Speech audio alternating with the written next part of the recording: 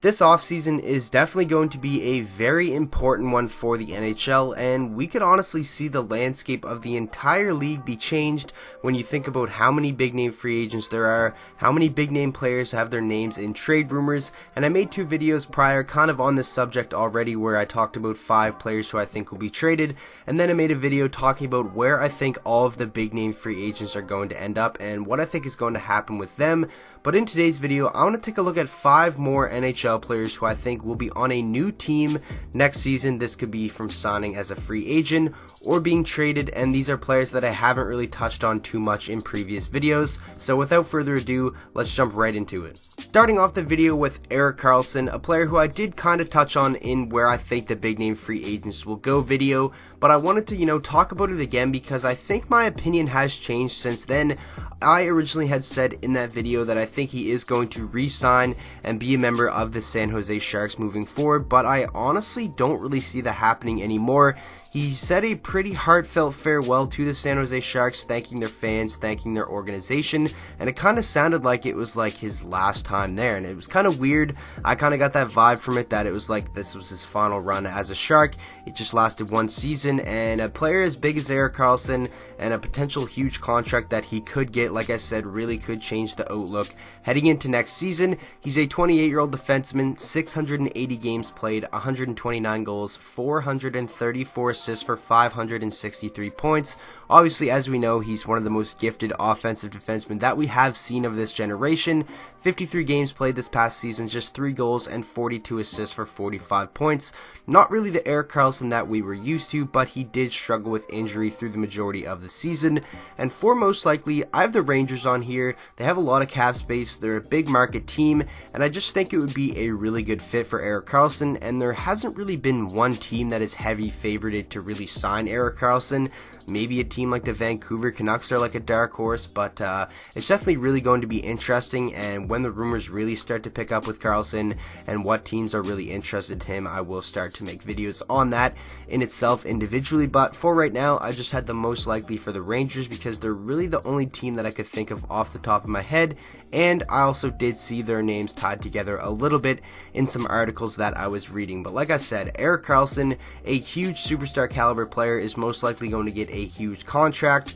And for the San Jose Sharks, they have a lot of things to do this offseason, and I'm not quite sure that they're going to be able to bring back Erik Carlson, especially when you could have some teams out there throwing probably $10 million plus at him, and San Jose is just going to say, okay, maybe we don't want to give him that much money, we're just going to cut our losses and, move on from Carlson. So it's definitely going to be interesting to see how this story pans out, but I'm really excited to see what happens with Carlson moving forward. Next up, we have PK Subin from the Nashville Predators, and I wanted to put one player in this video that's kind of out there and a little bit less likely than all of the other players I'm going to talk about, but definitely still has the potential to happen. We've saw PK Subban's name in trade rumors over the past year, especially after this season wasn't the greatest year for PK Subban, but he has came out and said that, he's been through the process of a trade in the NHL, and he really just wants to be part of the solution in Nashville, and he wants to stay there. He's a 30-year-old defenseman, has won a Norris Trophy before, 645 career games, 98 goals, and 310 assists for 408 points.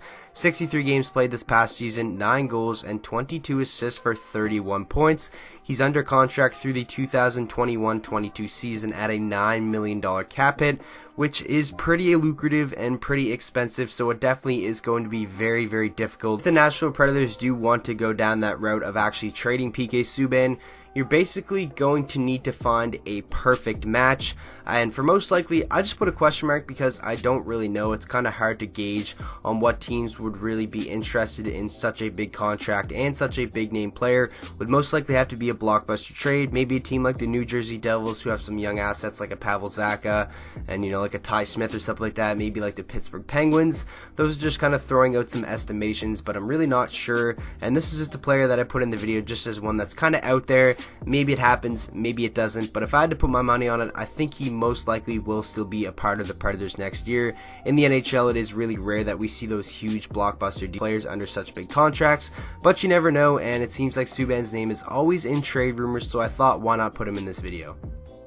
Next up, we have Jason Zucker from the Minnesota Wild. Now, this is an interesting one because at one point a couple days ago, it seemed like Jason Zucker was going to be the newest member of the Pittsburgh Penguins in a trade involving Phil Kessel that was eventually shut down by Phil Kessel himself because he does have the rights in his contract that he can really choose where he does want to end up. If he does end up being traded, he can really choose where he wants to go, and it came out that he didn't want to go to the Minnesota Wild, and that is ultimately why we didn't see a trade go down between these two teams. It blows my mind. Phil Kessel is honestly in trade talks every single summer, and I don't really understand why. I guess maybe Pittsburgh wants to get a little bit younger, and for Phil Kessel that must suck, always hearing your name in trade talks, and I definitely think this is the summer that he does get moved. But we are talking about Jason Zucker, the 27-year-old left winger, 411 career games, 118 goals, 96 assists for 214 points. This past season wasn't the greatest year, coming off signing that fresh $5.5 million contract, 81 games played, 21 goals, and 21 assists for 42 points. They probably would have liked him to have the production that he had last season as a 30-goal scorer, 60-point guy, but it was just an all-around down year for a lot of players in the Minnesota organization. They didn't make the postseason, and I can honestly see why they wanted to shake things up and, make a trade to get a guy like a Phil Kessel to go along with some of the younger talent that they have. For his most likely trade partner, I still have the Pittsburgh Penguins because I honestly think deep down something still could get done between these two teams. Even if Phil Kessel doesn't want to go there, maybe Pittsburgh can't really find another match for him anywhere else, and then Phil Kessel maybe just says, hey, okay, I guess they want me gone. We can't really find anything else. I will accept this trade to the Minnesota Wild. So it is going to be an interesting storyline to see how that pans out, but I definitely think it is a matter of when and where that Jason Zucker is traded this summer, and I think he could be a very, very nice pickup for a lot of teams. Next up, we have the player that was tied into the trade talks with Jason Zucker, and that is Phil Kessel from the Pittsburgh Penguins. Elliotte Friedman came out and said that he thinks 100% this is the summer that Phil Kessel is dealt, and it is just a matter of when and where. He's a 31-year-old winger, 996 career games, 357 goals, 466 assists for 823 points. We obviously know that he is an amazing offensive talent, and I still think he can be a very, very good contributor to a team that is trying to compete right now. This past season, another really solid offensive year for Phil Kessel, 82 games played, 27 goals, and 55 assists for 82 points. And for his most likely team, I put a question mark. Like I said, I already went over all the rumors that happened between the Minnesota Wild and the Pittsburgh Penguins, so I'm not going to put the Minnesota Wild on his most likely list, even though I put Jason Zucker for the Pittsburgh Penguins, because I just don't really know what's going to happen with Phil Kessel. Is he going to end up being traded to the Minnesota Wild, or does Phil Kessel really not want to go there, and are they going to try to make something else work to a team that he really does want to go play for? And I honestly can see why Kessel doesn't want to go to Minnesota. They didn't make the playoffs. It doesn't really seem like they could get a lot better heading into next year. And he's 31 years old. I can see why he just wants to compete for the remainder of his prime. And I don't really think his talent should be wasted for a team that isn't really trying to compete and do too much right now. That's why I don't understand, why does Pittsburgh ultimately want to trade Phil Kessel? Because as long as they have Malkin and Crosby, I think they're going to be a team that is trying to compete for a Stanley Cup. And I think Phil Kessel is, a great piece to go along with those guys. He had a 90-point season with Pittsburgh last year. He's won a cup with them. It just seems like his name, no matter what happens, is always in the trade rumors, and I ultimately think this is the summer that we do see Phil Kessel be traded, but it's just a matter of where to, and I think that is going to be a very, very interesting part of this offseason. Now finally, finishing off the video with Jacob Trouba from the Winnipeg Jets. He is a restricted free agent this offseason, so if he does end up switching teams, it would be from an offer sheet or like a sign and trade type deal. And Jacob Trouba, he's now been through the restricted free agent process with the Winnipeg Jets a couple times now, and I'm sure the front office and Jacob Trouba himself is probably getting a little bit sick and tired of it.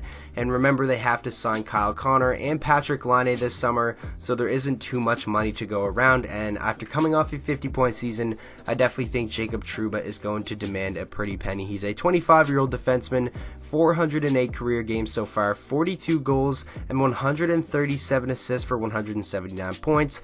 This year was his really breakout year, 82 games played, 8 goals, 42 assists for 50 points, showing that while still being a pretty good defensive defenseman, he can really light it up on the offensive end as well and chip in some great contributions there. And for most likely, I put my Detroit Red Wings. they're really the only team that I've seen in trade rumors with him so far, and I honestly think it would be a pretty solid fit as well. He played for Michigan.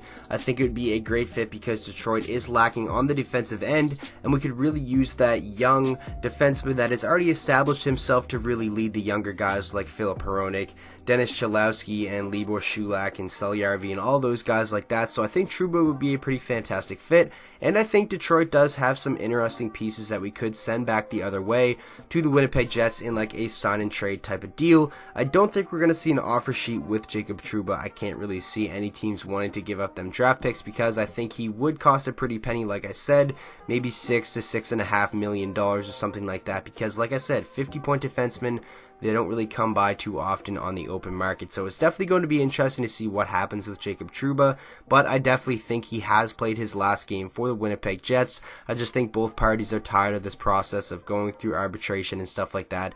Definitely is tiring, and like I said, they have a lot of money tied up in the future with Kyle Connor and Patrick Laine. So it's going to be a pretty interesting storyline to follow, and I'm kind of hoping that my Detroit Red Wings can get a hold of Trouba because I think he'd be a great fit for us. So that is going to wrap up today's video. I really hope you guys did enjoy. Make sure to let me know down in the comment section where you think all of these players will end up, and who are some other players that you think will be in a new uniform come opening night next October. So I'm very curious to hear what you guys think. Like I said, I'm sorry if I'm making a lot of videos talking about changes that could come up this offseason. I just think it's a really fun topic, and I think you guys want to hear about it as well. So with that being said, I hope you guys all enjoyed the video. If you did, please make sure to drop a like on it and subscribe to the channel for daily NHL content, and I will see you guys all in the next video.